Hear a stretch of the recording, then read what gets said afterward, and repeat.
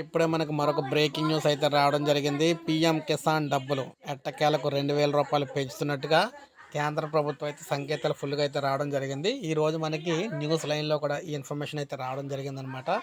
PM కిసాన్‌కి సంబంధించి ఇప్పటివరకు రూ. 6,000 3 విడతల చొప్పున 2,000 చొప్పున అయితే ఇస్తూ వచ్చారు. ఇప్పుడు దాన్ని మరొక 2,000 అయితే పెంచుతున్నారనమాట. రైతులందరికీ కూడా సంక్రాంతి తర్వాత విడుదల చేసే ఏదైతే పీఎం కిసాన్ 16 విడత నిధులన్నీ ఉన్నాయో, ఈ నిధులైతే మామూలుగానే 2,000 అయితే జమ చేస్తారు. ఇక మనకి ప్రజెంటు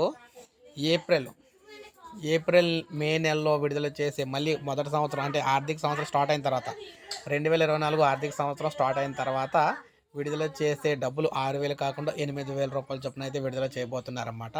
అది కూడా ఏప్రిల్‌లోనే విడుదల చేస్తున్నారు. ఎందుకంటే ఏప్రిల్‌లో ఎందుకు విడుదల చేస్తారంటే ఎలక్షన్స్ అనేవి మనకి ఏప్రిల్ ఎండింగ్ నుంచి పట్టుకొని మేకు అయితే ఉంటాయి కాబట్టి ఏప్రిల్‌లోనే పీఎం కిసాన్ డబ్బులకు సంబంధించి పెంచి అయితే విడుదల చేయాలని చెప్పేసి కేంద్ర ప్రభుత్వం భావిస్తుంది.